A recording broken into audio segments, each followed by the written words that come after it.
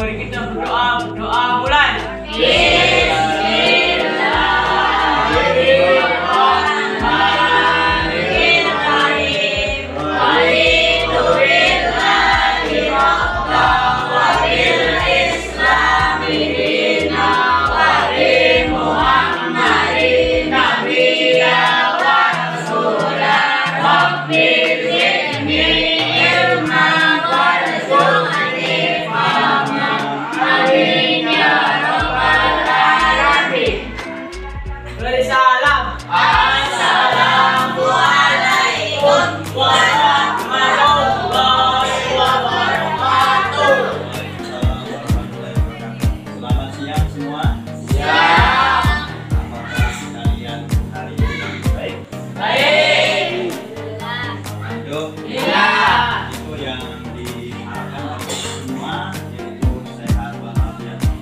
Pembelajaran Bapak mulai, Bapak akan mengabsen terlebih dahulu. Tapi hadir semua kan? Iya. Sendra. Terus siapa lagi? Sama Uus. Oh, Uus. Oke, sekarang baru 2 orang yang tidak hadir ya. Ada 2 orang berarti. Suhendra dan Uus.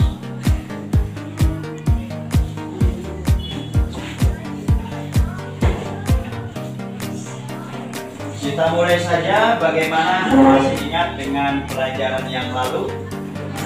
Masih, alhamdulillah. Nah, sekarang kita akan melanjutkan lagi pembelajaran kali ini, yaitu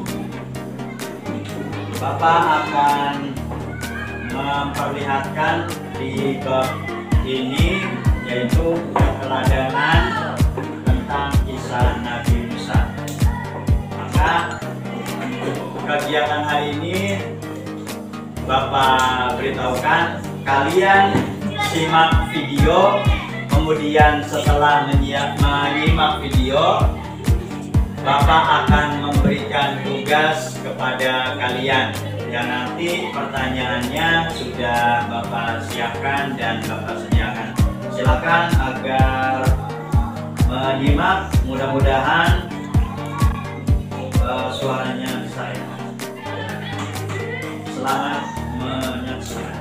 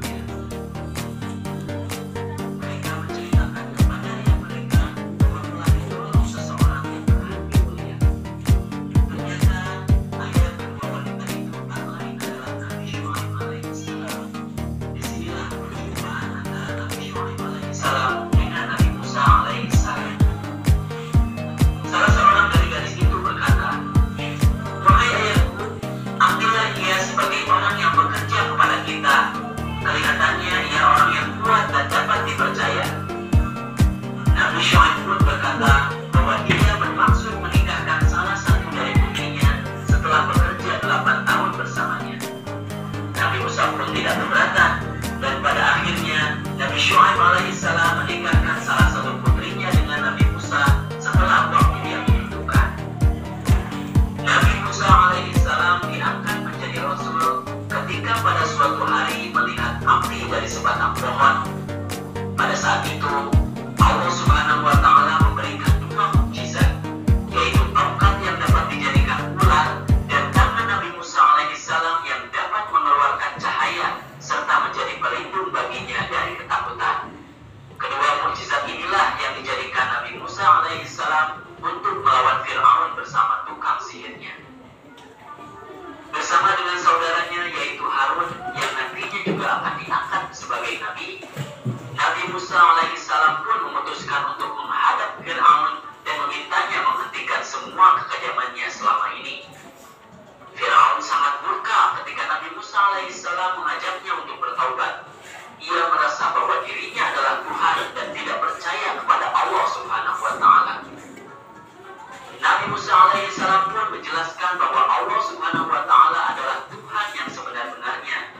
Tetapi Fir'aun tidak mau mendengarkan dan menyuruhnya untuk melawan tukang sihir istana untuk membuktikan bahwa Nabi Musa alaihissalam berbohong. Nabi Musa pun kemudian mengiyakan tantangan tersebut. Pertandingan tersebut diadakan beberapa hari kemudian di lapangan istana. Di hari perjumpaan itu, tukang sihir Fir'aun berkata, "Ya Musa, lemparkanlah tongkatmu lebih dahulu, atau kami yang akan memulai lebih dahulu." Nabi Musa alaihissalam pun berkata, "Kamulah yang lebih dahulu." Lalu tukang sihir Fir'aun melemparkan tali-tali dan tongkat-tongkatnya yang kemudian berubah menjadi ular-ular. Pada saat itu Allah Subhanahu wa Ta'ala berfirman, "Bismillahirrahmanirrahim, dan lemparkanlah apa yang ada di tangan kananmu, niscaya ia akan menelan apa yang mereka perbuat. Sesungguhnya apa yang mereka perbuat itu adalah tipu daya tukang sihir belaka, dan tidak akan menang tukang sihir itu dari mana saja ia datangnya." Quran Surat Toha ayat 69. Nabi Musa alaihissalam pun melemparkan tongkatnya. Seketika itu jadilah ular besi.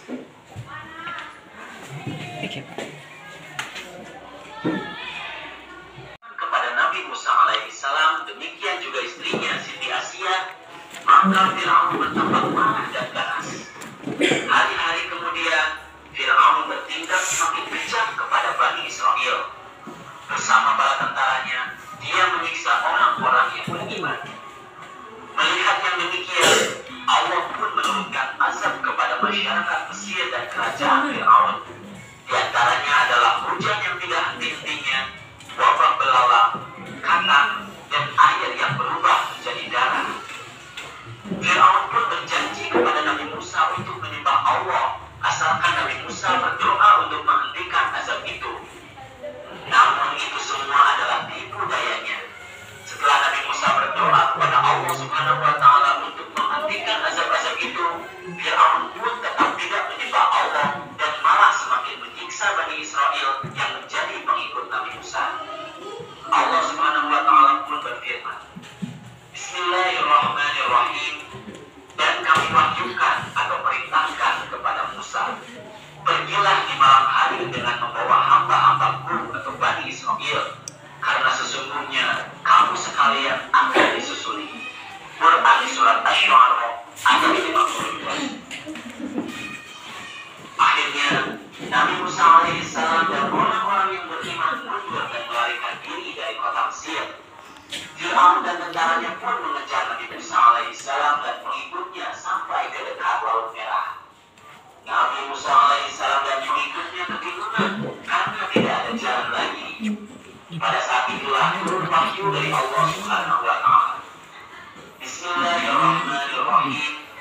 Lalu kami wahyukan kepada Musa, pukullah lautan itu dengan tongkatmu. Maka terbelahlah lautan itu, dan tiap-tiap belahan adalah seperti gunung yang besar. Quran Surat Asy-Syu'ara ayat 63. Setelah memukulkan tongkatnya ke laut, tiba-tiba saja laut membelah menjadi dua bagian. Jalan yang panjang telah terbentang di hadapan mereka. Nabi Musa alaihissalam dan pengikutnya terus berlari mengikuti jalan panjang yang telah terbentang menuju seberang. Di kejauhan terlihat Fir'aun dan bala tentaranya terus saja mengejar Nabi Musa alaihissalam. Akhirnya Nabi Musa alaihissalam sampai di seberang dengan selamat, sementara Fir'aun dan tentaranya masih berada di pertengahan jalan. Di saat itulah Allah Subhanahu wa Ta'ala mengembalikan Laut Merah seperti semula. Fir'aun dan tentaranya pun ditelan oleh air laut. Itulah alasan mengapa laut tersebut disebut Laut Merah. Demikianlah pembalasan dari Allah Subhanahu wa Ta'ala terhadap orang-orang yang durhaka. Nah, adik-adik, itulah kisah keteladanan Nabi Musa alaihissalam. Lalu, apa saja hikmah atau keteladanan yang dapat kita ambil dari kisah tersebut?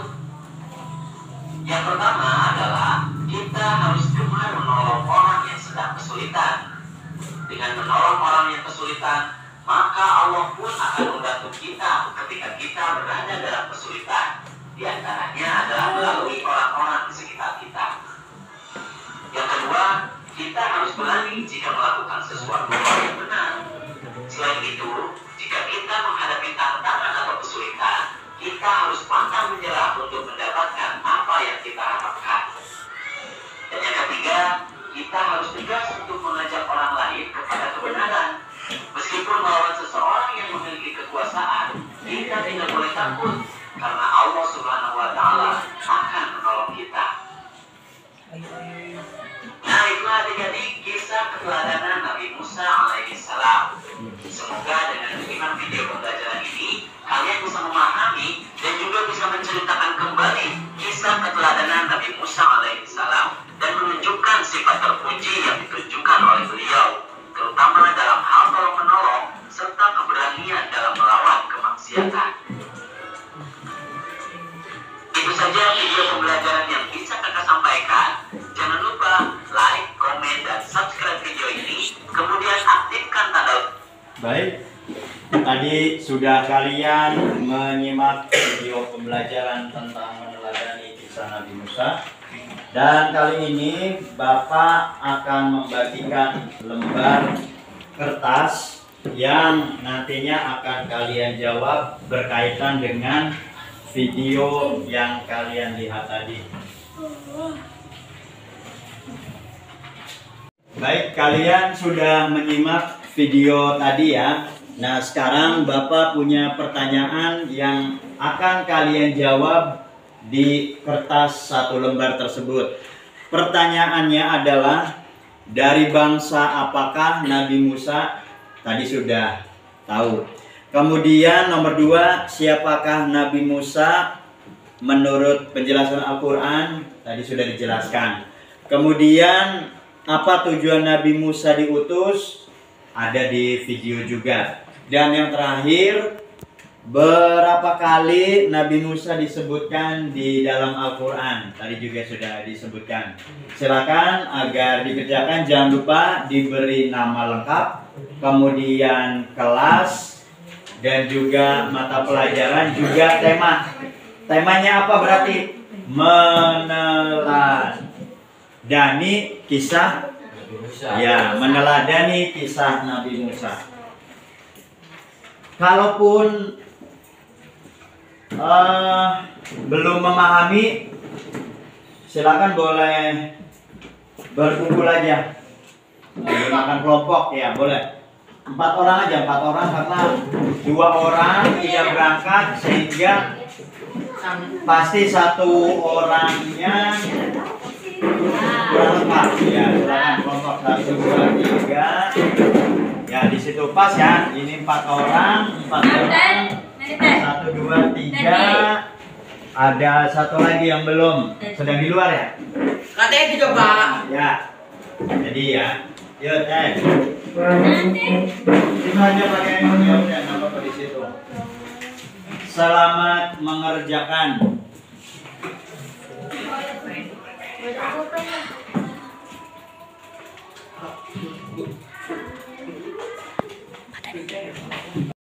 silakan dikumpulkan satu orang saja perwakilan.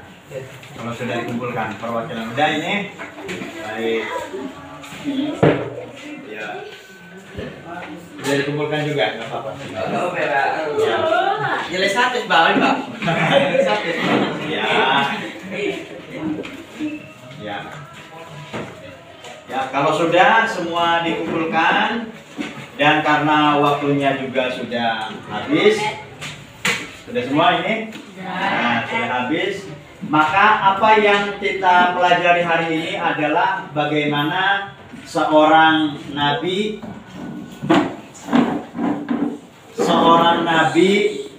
atau utusan. Berarti kita beriman termasuk rukun Islam. rukun Islam. Iman. Nah, termasuk rukun iman. Mengimani para nabi dan rasul. Nah, ketika sudah beriman, kemudian sudah mengerjakan tadi, nabi adalah seorang utusan dan kita membahas tentang Nabi Musa, maka yang harus kita teladani adalah bagaimana kisah tentang Nabi Musa dan penjelasan kisahnya Nabi Musa yang sudah kalian lihat tadi. Untuk mengakhiri pertemuan kita kali ini, mari kita bersama membaca hamdalah. Alhamdulillah. Amin. Dan Bapak ucapkan wassalamualaikum warahmatullahi wabarakatuh.